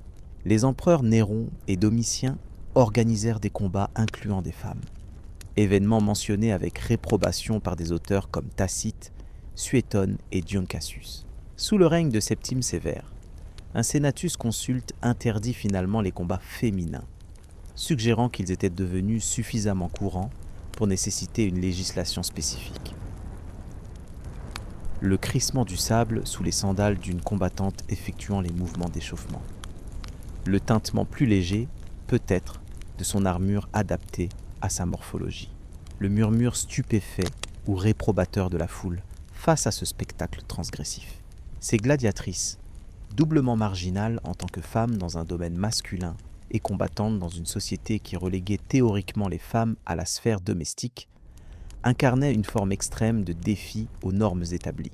La représentation des gladiateurs dans le cinéma moderne mérite une analyse critique. Si des films comme Spartacus ou Gladiator ont popularisé ces figures auprès du grand public, ils ont également contribué à diffuser certains malentendus historiques. La célèbre scène du pouce vers le bas signifiant la mise à mort, par exemple, repose sur une interprétation controversée du pollice verso, mentionné par les auteurs latins.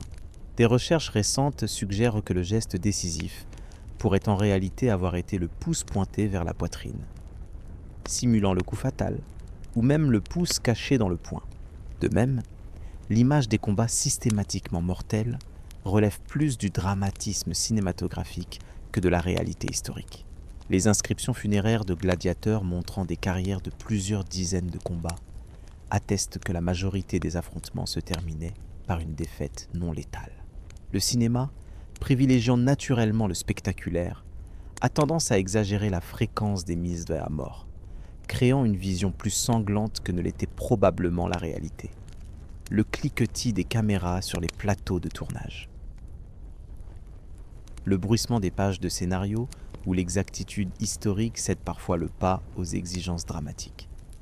Le bourdonnement des discussions entre historiens consultants et réalisateurs cherchant le compromis entre vérité et impact visuel.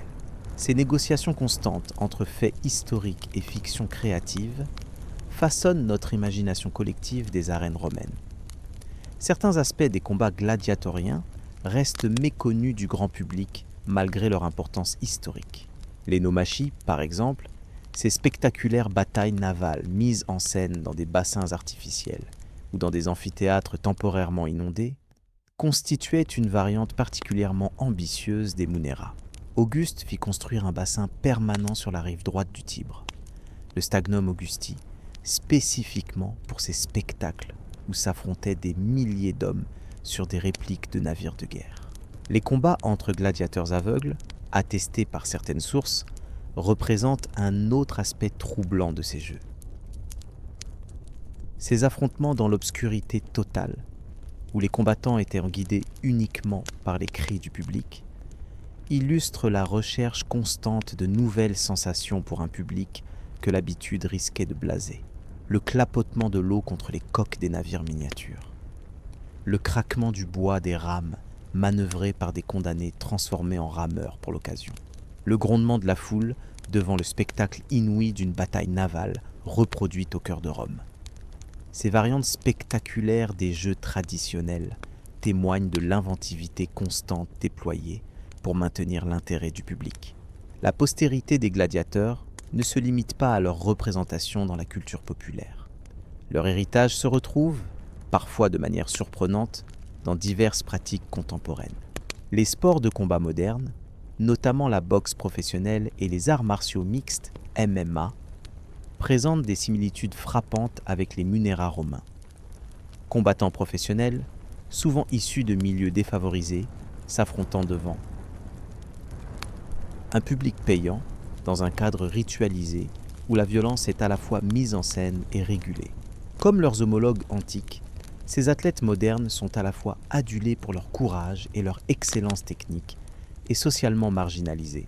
Ils incarnent des valeurs de sacrifice, d'endurance et de maîtrise corporelle que notre société valorise tout en maintenant une ambivalence fondamentale face à la violence qu'ils pratiquent. Le claquement des gants sur un ring contemporain, le halètement des combattants modernes, poussés à leurs limites physiques, le grondement d'une foule qui, 2 millénaires après la fermeture des arènes romaines, continue de trouver une fascination profonde dans le spectacle du combat ritualisé. Ces échos traversent le temps, questionnant la permanence de certains aspects de la psychologie humaine. Notre fascination persistante pour les gladiateurs reflète peut-être une interrogation plus profonde sur notre propre rapport à la violence, au corps, au spectacle. Dans une époque où la mort est largement occultée, médicalisée, rendue invisible, ces figures nous ramènent à une confrontation plus directe, plus crue avec notre condition mortelle. Ils nous rappellent un temps où la violence n'était pas déléguée aux écrans ou aux périphéries sociales, mais constituait un élément central, assumé, ritualisé de la vie commune. Le gladiateur continue ainsi de hanter notre imaginaire comme un double inquiétant, un miroir déformant qui nous renvoie à la fois à ce dont nous pensons nous être éloignés et à ce qui, peut-être, persiste en nous malgré les couches de civilisation accumulées. Il incarne cette question dérangeante. La distance qui nous sépare de la Rome antique est-elle aussi grande que nous aimerions le croire? Le murmure persistant de cette question à travers les siècles. L'écho lointain des acclamations qui s'élevèrent du Colisée. Le frémissement que provoque encore en nous l'évocation de ces combats d'un autre temps. Les gladiateurs nous fascinent peut-être avant tout parce qu'ils nous confrontent à cette part d'ombre, de violence ritualisée, de théâtralité de la mort, qui demeure tapis dans les fondements de toute civilisation. En explorant l'histoire des gladiateurs, nous avons traversé non seulement les arènes sanglantes de Rome, mais aussi les multiples dimensions religieuses, politiques, économiques, sociales, psychologiques d'une pratique qui, loin d'être une simple curiosité barbare, constituait un phénomène culturel total, révélateur des valeurs et des contradictions de la civilisation qui l'a produite. Du sacrifice funéraire étrusque au spectacle grandiose du Colisée, des premiers affrontements rudimentaires aux productions sophistiquées du Haut Empire, des condamnés envoyés à la mort aux stars adulées par la foule. L'institution gladiatorienne a connu une évolution complexe qui reflète les transformations de Rome elle-même. Sa disparition progressive, sous l'influence du christianisme et des difficultés économiques de l'Empire tardif, marque symboliquement la fin d'un monde et la transition vers de nouvelles sensibilités. Le dernier tintement des armes dans une arène désertée. Le dernier craquement d'un gradinage qu'on ne réparera plus. Le dernier murmure d'une foule qui se disperse, pour ne plus jamais se réunir autour de ce spectacle particulier. Ces sons évanouis nous parviennent pourtant encore, transformés par le temps et notre imagination. Témoignages sonores d'une époque à jamais révolue, mais qui continue de nous interroger. Si vous avez apprécié cette plongée dans l'univers fascinant des gladiateurs romains, n'hésitez pas à proposer des thèmes pour de nouvelles histoires dans les commentaires, à vous abonner à la chaîne et à laisser un like. Votre soutien permet à ces récits du passé de continuer à résonner dans notre présent. Les arènes romaines ne furent pas uniquement le théâtre de combats entre humains ou contre des animaux. À certaines périodes, elles accueillirent également des spectacles plus inhabituels, comme des exhibitions de phénomènes rares ou extraordinaires. Personnes atteintes de gigantisme ou de nanisme, albinos africains, jumeaux siamois, individus présentant des difformités remarquables. Ces présentations, qui nous paraissent aujourd'hui cruellement déshumanisantes, s'inscrivaient dans la fascination romaine pour le mirabilia, les choses étonnantes ou merveilleuses.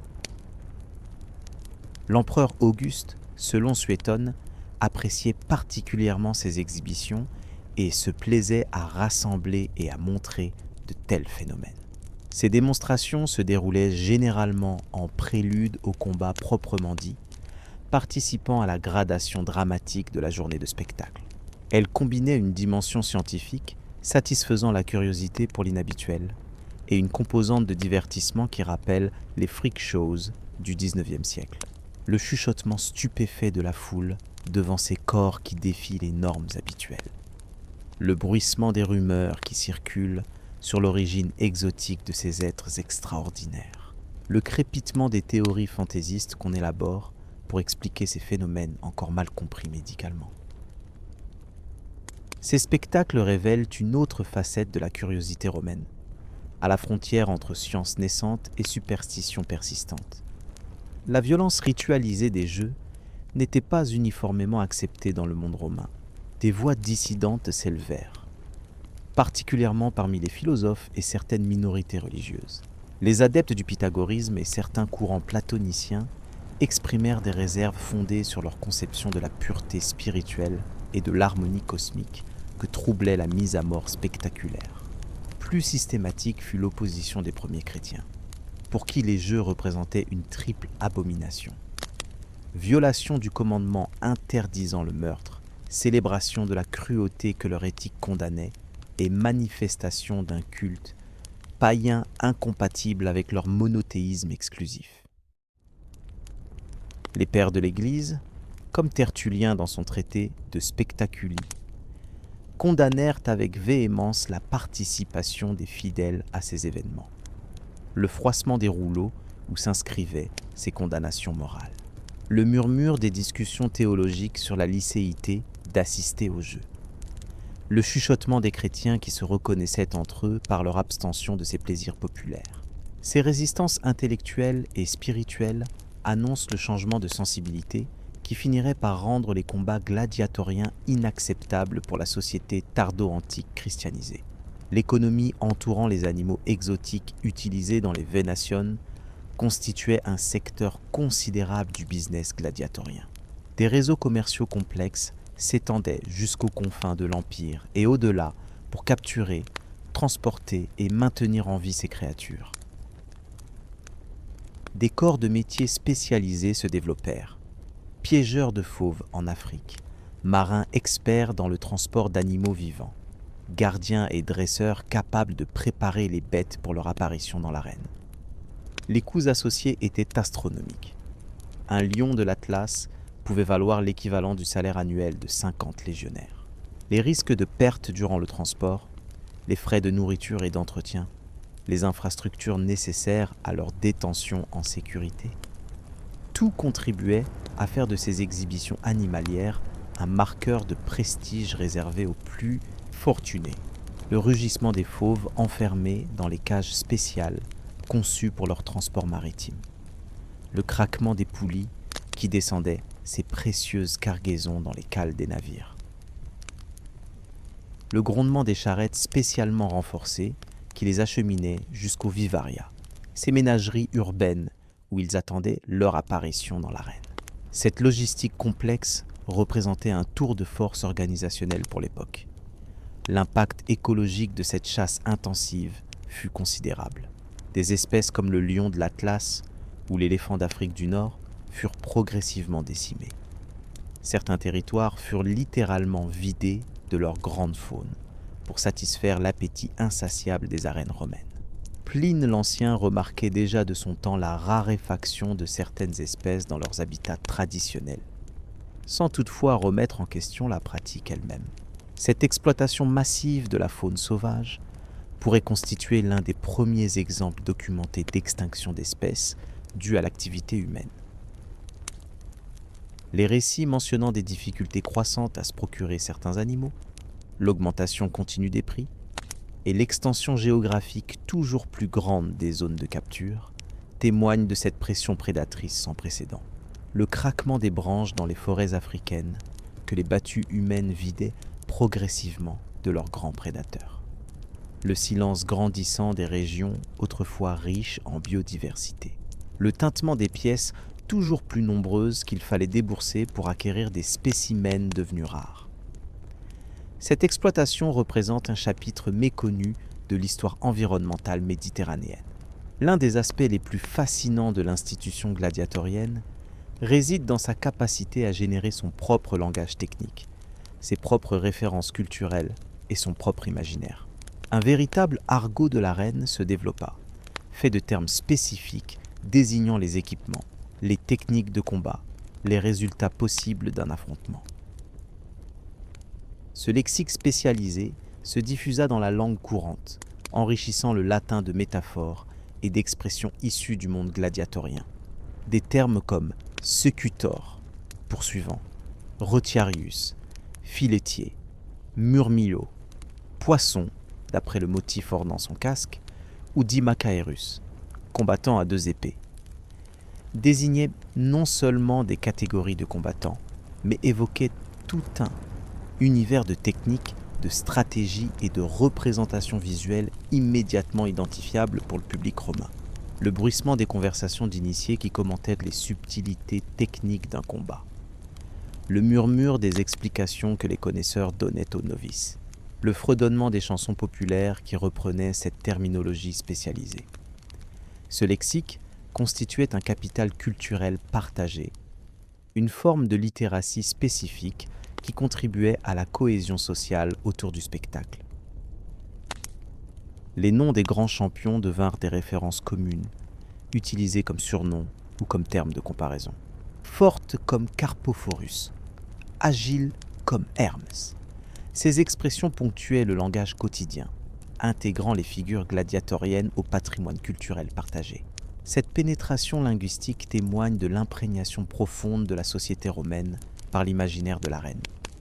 Les techniques de combat elles-mêmes influencèrent les arts martiaux militaires. Certains mouvements développés dans l'arène furent adaptés pour le champ de bataille, créant une circulation entre ces 2 sphères de violence ritualisée. Les entraîneurs militaires s'inspiraient parfois des méthodes des docteurs gladiatoriens, reconnus pour leur efficacité à développer rapidement des compétences au combat. Le sifflement de l'épée qui fend l'air lors d'une démonstration technique. Le claquement des boucliers qui s'entrechoquent pendant un exercice d'entraînement. Le rythme cadencé des instructions données aux novices. Ces méthodes d'enseignement, perfectionnées dans les écoles de gladiateurs, laissèrent leur empreinte sur la préparation militaire romaine. La vie sexuelle et affective des gladiateurs constitue un aspect rarement exploré de leur existence. Contrairement à une idée répandue, ils n'étaient pas nécessairement coupés de toute relation intime. Si leur statut social inférieur et leur confinement dans les casernes imposèrent des restrictions, diverses sources attestent de leurs interactions avec le monde extérieur, y compris dans la sphère amoureuse et sexuelle. Les gladiateurs mariés pouvaient, selon certains témoignages, recevoir occasionnellement la visite de leurs épouses. Des documents papyrologiques d'Égypte romaine mentionnent des arrangements concernant ces visites, suggérant une reconnaissance officielle de ces liens conjugaux. Plus fréquentes semblent avoir été les relations avec des prostituées qui avaient accès aux casernes. Pratique tolérée, voire encouragée par les lanistes qui y voyaient un moyen de maintenir le moral des troupes. Le froissement des vêtements qu'on retire discrètement dans l'ombre d'une cellule. Le murmure des promesses échangées pendant ces brèves rencontres. Le tintement des pièces qui changent de main pour acheter ces moments d'intimité. Ces relations, bien que contraintes par les circonstances, rappellent à l'humanité fondamentale de ces hommes, que le système tendait à réduire à leurs fonctions spectaculaires. Plus complexes encore étaient les relations qui pouvaient se développer entre gladiateurs au sein même des écoles. La promiscuité forcée, l'intensité des entraînements partagés, la confrontation commune à la mort créaient des liens particuliers. Si les sources antiques mentionnent rarement de manière explicite des relations homosexuelles entre gladiateurs, les connaissances modernes sur les dynamiques des communautés exclusivement masculines vivant en confinement suggèrent leur probable existence. L'homoérotisme n'était d'ailleurs pas absent de la perception publique des gladiateurs. Certaines représentations artistiques soulignent la beauté masculine de leur corps, et des graffitis à connotation homosexuelle mentionnant des gladiateurs ont été retrouvés à Pompéi. Cette dimension de désir homosexuel constituait probablement une composante supplémentaire de la fascination complexe qu'exerçaient ces hommes sur la société romaine. Le chuchotement des confidences échangées dans l'intimité des casernes. Le craquement des paillasses où se nouaient des réconforts mutuels. Le bruissement des sentiments qui se développaient malgré un système qui tentait de déshumaniser ces hommes. Ces aspects intimes nous rappellent que derrière le spectacle public se cachaient des existences complètes, avec leurs désirs et leurs attachements. Pour les gladiateurs qui parvenaient à obtenir leur liberté, par la rudie symbolique ou par rachat, se posait la question cruciale de la réinsertion sociale. Comment ces hommes, dont l'identité s'était construite autour du combat et de la performance dans l'arène, parvenaient-ils à se réintégrer dans la société civile? Les sources suggèrent des parcours variés, reflétant la diversité de leurs origines et compétences. Certains affranchis restaient dans le milieu qu'ils connaissaient, devenant doctors, entraîneurs ou summarudi, arbitres. D'autres mettaient à profit leur célébrité pour lancer des entreprises commerciales, tavernes, écoles d'escrime, commerces divers, capitalisant sur leur nom connu du public. Les plus chanceux ou les plus habiles pouvaient s'élever socialement, certains parvenant même sur plusieurs générations à intégrer leurs descendants dans les ordres supérieurs de la société romaine. Le tintement des pièces qu'on compte dans la nouvelle boutique d'un ancien champion reconverti en commerçant. Le craquement du stylus sur les tablettes où un ancien gladiateur, ayant appris à écrire, tient les comptes de son établissement. Le bruissement des rumeurs admiratives qui continuent d'entourer ces hommes même après leur retrait de l'arène. Ces secondes vies, moins spectaculaires que la première mais souvent plus longues, complètent le tableau de l'existence gladiatorienne.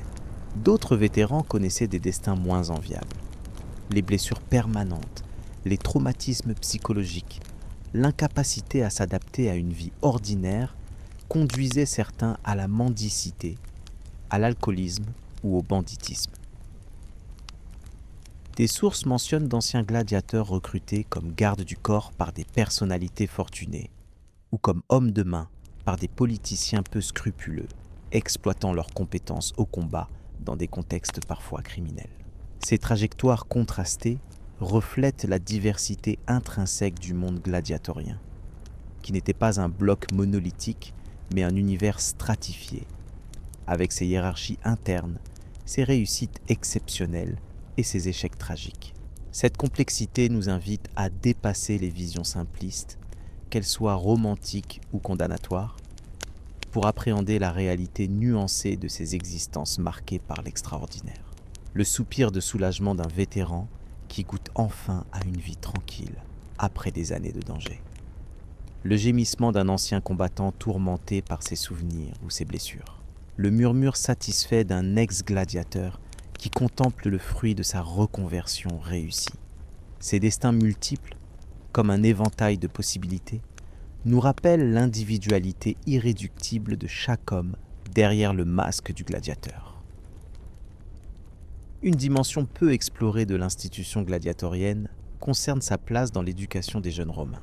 Les combats n'étaient pas perçus uniquement comme un divertissement, mais aussi comme une école de vertu. Ce concept romain complexe, englobant courage, excellence morale et virilité. Les pères emmenaient leurs fils au munera comme à une leçon vivante de comportement face au danger et à la mort. Plutarque rapporte que l'on observait attentivement les réactions des jeunes aristocrates assistant au jeu. Ceux qui pâlissaient ou détournaient le regard au moment fatal étaient considérés comme potentiellement faibles de caractère.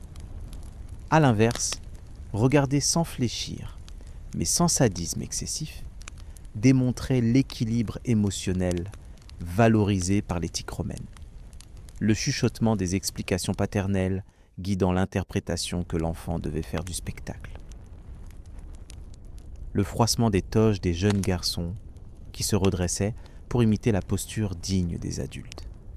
Le bruissement des discussions pédagogiques où l'on analysait le courage ou la lâcheté manifestés par tel ou tel combattant. Ces interactions intergénérationnelles faisaient des jeux un vecteur de transmission des valeurs traditionnelles romaines. Cette dimension pédagogique explique en partie la résistance des élites conservatrices à l'abolition des jeux, même face aux critiques philosophiques ou religieuses. Au-delà du simple divertissement, ils y voyaient un outil de formation du caractère, un moyen d'endurcir la jeunesse et de perpétuer l'éthos guerrier sur lequel Rome avait bâti sa puissance. Cette fonction sociale profonde rendait l'institution beaucoup plus difficile à déraciner qu'un simple passe-temps cruel. Des témoignages suggèrent que certains jeunes patriciens s'exerçaient aux techniques gladiatoriennes, non pas pour se produire publiquement, ce qui aurait constitué un déshonneur social majeur, mais comme entraînement physique et mental. Jules César aurait ainsi encouragé ses soldats d'élite à s'initier aux méthodes de combat des gladiateurs, reconnus pour leur efficacité. Le claquement des épées d'entraînement maniées par de jeunes aristocrates dans leur gymnase privé. Le rythme cadencé des exercices inspirés des routines gladiatoriennes. Le bruissement des discussions théoriques sur les avantages comparés des différentes techniques de combat. Cette circulation des savoirs entre l'arène et les sphères militaires et aristocratiques témoigne de la porosité des frontières sociales en matière d'arts martiaux. Si les empereurs romains utilisèrent massivement les jeux comme instrument de pouvoir, leur relation personnelle aux gladiateurs variait considérablement. Auguste, pragmatique, réglementa strictement les munera sans manifester de passion particulière pour le spectacle lui-même. Claude, décrit comme particulièrement avide de ces divertissements, ne manquait jamais une occasion d'y assister et se délectait particulièrement des mises à mort. Trajan, célébré pour sa modération dans tous les domaines, assistait aux jeux avec dignité mais sans enthousiasme excessif. Conscient de leur importance politique plus que personnellement fasciné. Le cas le plus extrême reste celui de Commode, qui franchit la barrière sociale séparant l'empereur du gladiateur en descendant lui-même dans l'arène. Cette transgression, perçue comme une humiliation de la dignité impériale, contribua significativement à sa réputation d'empereur dément et à sa fin tragique. En abolissant symboliquement la distance entre le pouvoir suprême et le statut dégradé du gladiateur, Commode avait commis une sorte de suicide symbolique qui précéda de peu son assassinat réel, le froissement de la toge impériale qu'on retire pour revêtir l'armure du gladiateur. Le murmure désapprobateur des sénateurs contraint d'assister à cette exhibition dégradante. Le tintement des pièces d'or extorquées pour payer ses performances. Cet épisode extrême illustre les tensions inhérentes à une institution qui fascinait tout en incarnant une forme d'altérité sociale radicale. À l'opposé, Hadrien, empereur cultivé et hellénophile, privilégiait les compétitions athlétiques grecques aux combats de gladiateurs, reflétant une sensibilité plus influencée par l'idéal harmonieux du gymnase que par l'éthos martial de l'arène. Cette préférence marque une étape dans l'hellénisation progressive de la culture romaine qui contribuera indirectement au déclin des jeux traditionnels. Marc Aurèle, stoïcien convaincu, assistait au Munera par devoir impérial, mais aurait exprimé son ennui et son détachement en lisant ou en dictant sa correspondance pendant les combats. Aux grandes dames des spectateurs qui y voyaient un manque de respect pour cette tradition romaine, son fils Commode interprétera d'ailleurs ce détachement paternel comme un rejet qu'il compensera par sa passion excessive pour la reine. Le bruissement des papyrus qu'un empereur philosophe consulte, ostensiblement détaché du spectacle sanglant qui se déroule sous ses yeux. Le chuchotement indigné des spectateurs qui remarquent cette attitude jugée méprisante. Le contraste sonore entre le tumulte de la reine et la bulle de concentration que se crée le prince. Ces comportements impériaux, minutieusement observés et commentés, révélèrent des positions politiques et culturelles qui dépassaient largement la simple préférence personnelle. La dimension religieuse des Munera, souvent négligée dans les représentations modernes, resta significative même après leur transformation en spectacle public. Les combats conservèrent longtemps un caractère sacré, étant précédés de cérémonies religieuses et intégrés au calendrier des fêtes officielles. L'arène elle-même contenait généralement un autel dédié à Némésis ou à Mars-Ultor, et les combattants accomplissaient des gestes rituels avant d'engager le combat. Le sang versé dans l'arène n'était pas considéré comme simplement perdu, mais comme une offrande aux divinités, particulièrement aux dieux infernaux et aux mânes des défunts. Cette conception sacrificielle persistante explique en partie pourquoi les premiers chrétiens se montrèrent si intransigeants vis-à-vis des jeux. Ils y voyaient non seulement une cruauté inacceptable, mais aussi une forme de culte idolâtre, incompatible avec leur foi. Le crépitement des flammes sur l'autel où brûlent les offrandes, le bruissement des prières murmurées par les officiants, le silence respectueux qui s'établit momentanément avant que ne commencent les combats. Ces éléments rituels, souvent éclipsés dans notre perception moderne par l'aspect spectaculaire des affrontements, constituaient pourtant un cadre essentiel qui donnait sens à la violence de l'arène. Certains empereurs tentèrent d'utiliser les jeux comme vecteurs de propagande religieuse. Héliogabale, par exemple, scandalisa Rome en introduisant des éléments de culte solaire syrien dans les cérémonies précédant les combats. Plus subtilement, le calendrier des Munera fut progressivement aligné sur les dates significatives du culte impérial, transformant implicitement ces spectacles en célébration de la divinité de l'empereur. Le christianisme triomphant finit par attaquer cette dimension religieuse des jeux pour mieux les délégitimer. En les présentant comme des superstitions païennes, plutôt que comme de simples divertissements cruels, les autorités ecclésiastiques visaient leur fondement symbolique même. L'interdiction des sacrifices païens par Théodose en 392 porta ainsi un coup décisif à la légitimité religieuse des Munera, préparant le terrain à leur abolition quelques années plus tard. Le murmure grandissant des prières chrétiennes qui remplaçaient progressivement les invocations aux anciennes divinités. Le craquement des statues païennes qu'on retirait des amphithéâtres. Le froissement des édits impériaux qui, une par une, supprimaient les cérémonies traditionnelles entourant les jeux. Ce changement du paysage religieux romain constituait le contexte indispensable pour comprendre le déclin final de l'institution gladiatorienne. L'héritage architectural des combats de gladiateurs demeure l'un des plus visibles aujourd'hui. Le Colisée, bien sûr, mais aussi les dizaines d'amphithéâtres qui parsèment l'ancien territoire romain, d'Arles à Elgem, de Vérone à Leptismania, témoignent de l'importance accordée à ces édifices dans l'urbanisme impérial. Leur construction mobilisait des ressources colossales, reflétant l'investissement symbolique et politique que représentaient les Jeux. L'analyse archéologique de ces structures révèle une sophistication technique remarquable. Les systèmes de circulation permettant à des dizaines de milliers de spectateurs d'entrer et sortir en bon ordre, les mécanismes de levage amenant hommes et animaux dans l'arène, les dispositifs d'évacuation des eaux, tout témoigne d'une ingénierie avancée mise au service du spectacle. Le grondement des blocs de pierre qu'on met en place, le grincement des poulies qui soulèvent les matériaux, le martèlement des outils sur le chantier qui, pendant des années, mobilise des centaines d'ouvriers. Ces sons, aujourd'hui évanouis, représentent l'immense effort collectif investi dans ces édifices qui comptent parmi les réalisations les plus durables de la civilisation romaine. Sous leur apparente uniformité typologique, les amphithéâtres présentaient des adaptations locales significatives.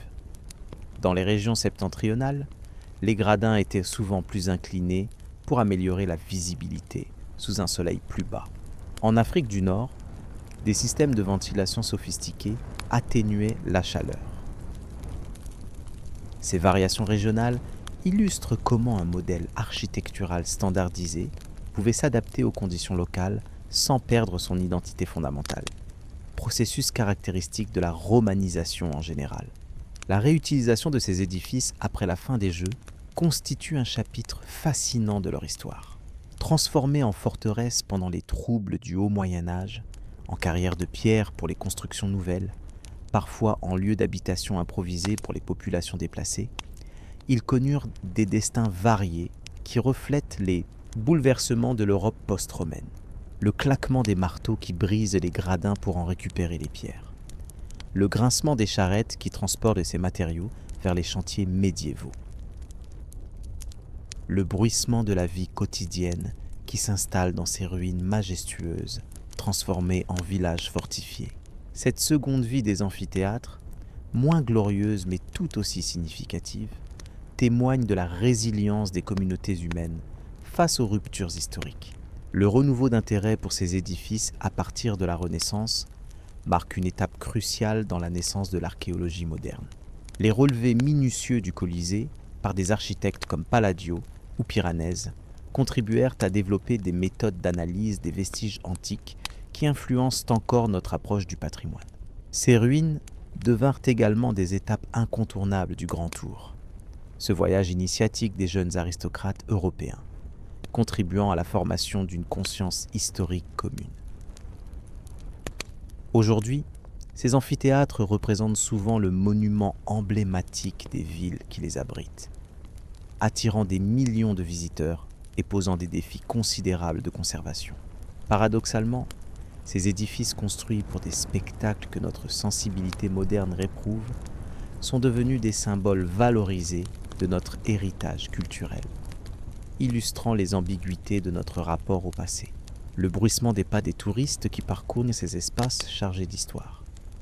Le cliquetis des appareils photos qui immortalisent ces vestiges prestigieux. Le murmure des guides qui tentent d'évoquer les spectacles d'autrefois sans tomber dans une fascination morbide. Ces sons contemporains, superposés aux échos imaginés du passé, créent une polyphonie temporelle qui définit notre expérience moderne de ces lieux de mémoire. Si vous avez apprécié cette exploration approfondie de l'univers des gladiateurs romains, n'hésitez pas à proposer des thèmes pour de nouvelles histoires dans les commentaires, à vous abonner à la chaîne et à laisser un like. Votre soutien permet à ces récits du passé de continuer à résonner dans notre présent.